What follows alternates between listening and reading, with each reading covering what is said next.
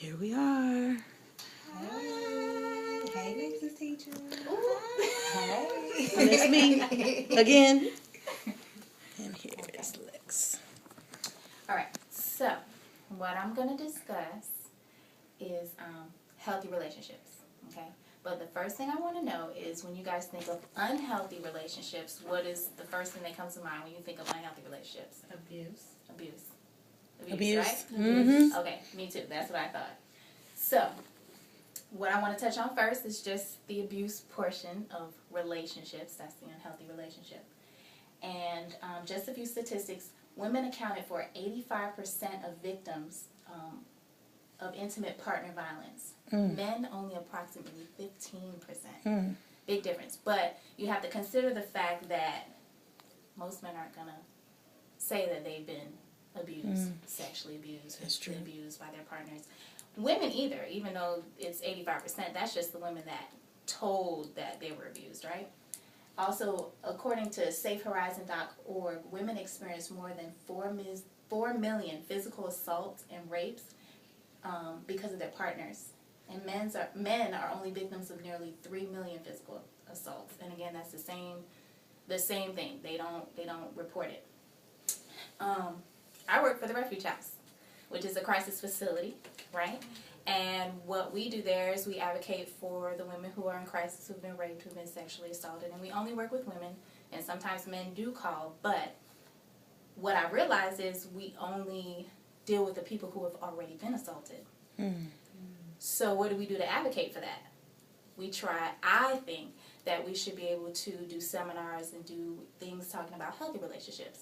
Because if you build a routine in a healthy relationship when people get into their relationships, then maybe the violence will not eliminate, but it'll be less violence in relationships between partners, you know. Because you know what it looks like. Right? So that's what I'm going to talk about. So I just want to start by saying to live healthy is to live happy. What's better than being happy with yourself and by yourself is being happy with someone else.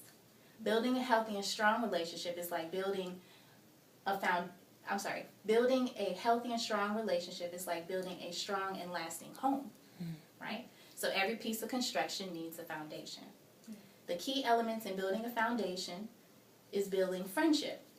And how do we build friendship? What is the only way we can build friendship? Communication. What else? Trust. Ah, yeah, guys. Okay, so communication and trust. So the first thing I'm going to talk about is communication. Learn how to communicate. We don't know how to communicate with our partners. 9 times out of 10, somebody is misinterpreting something, and it's just chaos all over the place.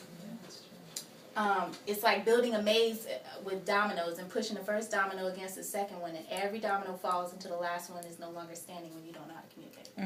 Okay? Communication builds understanding, and another one of the most important elements, like you guys said, was it builds trust. A person will never know what you feel if you don't tell them.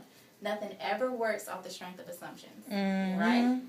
Why? Because most times we're wrong, pretty much, and it just drags out the argument, and it makes things worse than what they are.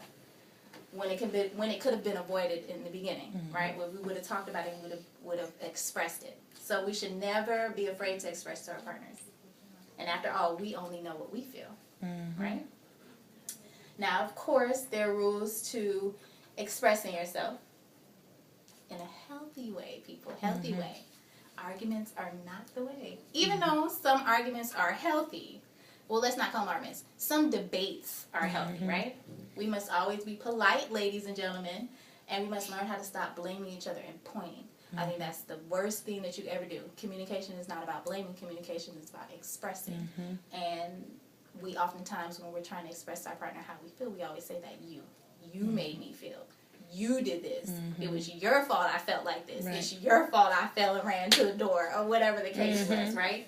So I think the biggest thing we need to learn how to do is start using I in your sentence when you're speaking to somebody. I feel this way when this happens. I felt this way when that happened, or something to that effect.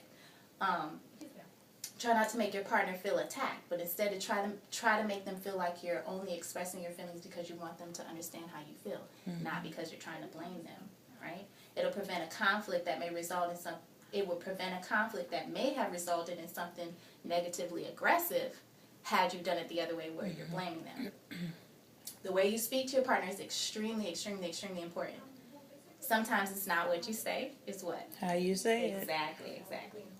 So when you're communicating, we must respect one another, as we want others to respect us, right? We must absolutely listen to our partners and make an effort to comprehend what they're trying to relay, right? So it's okay to say or ask for clarity when you don't understand. There's nothing wrong with that. And sometimes I think that's what we do too. We listen, we don't understand, and we just shut down, or we don't say anything. But that only just builds anger, and that builds everything up, and then one day you're just gonna blow up because you don't even know what you were talking about in the first place. You're not resolving anything. You don't know what's going on. So it's okay to ask for clarity if you don't understand something, or just in general. You want to check in with each other periodically about your feelings, even if it's not an issue. Communication is not just working issues out. Communication is simply talking and letting your partner know that you're interested in their daily routine and the good and bad things that happen in their lives or even throughout the day.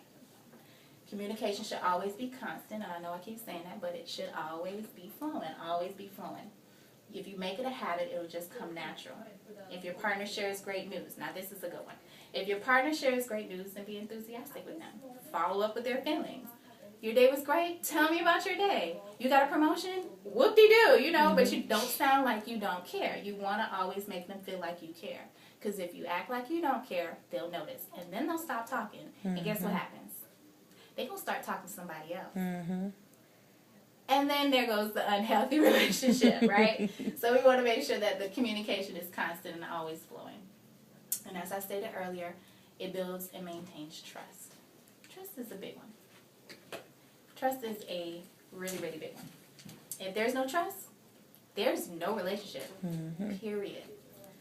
There's nothing more, nothing less. When someone loses trust, what happens? They start accusing and questioning your every move, your thought, your every word.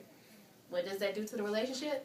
It's no longer a relationship. It's an investigation. And you know, when you lose trust and you're investigating, all of a sudden, your investigative skills that you never went to school for are to the top. No education, you don't need anything.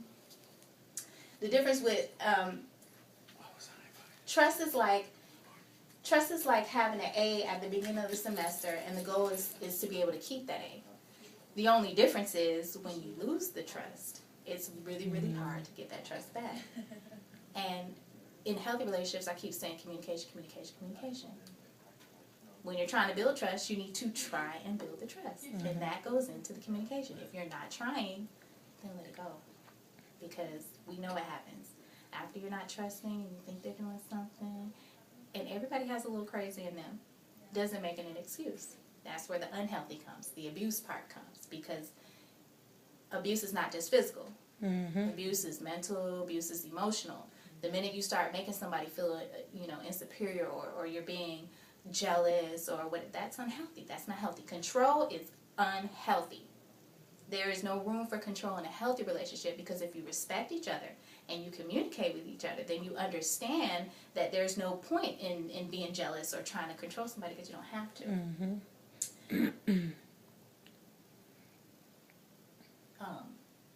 Respect each other as individuals.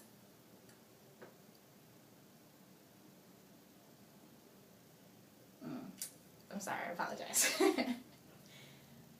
Respect each other as individuals. What did I say? Okay, I'm sorry. Trust that your partner is being faithful and carrying themselves in a manner that is a positive reflection of you and your relationship. I apologize, yes. Right? I would rather be happy than miserable. I would rather be happy than abused. If we can make positive routines a habit more than negative routine, then possibly more relationships will last. And if they end, they won't end in violence. If you're angry enough to hit a person you so-called love, then the two of you don't need to be together. Amen. And just because you love each other, you two still don't need to be together. When we care about someone, we overlook and do not address the issues we may have, and as a result, the relationship may end badly. And not always in violence, just in general. Communication, communication, communication, and trust are the best remedy for a very healthy relationship. Thank you, guys. Hey. Thank you.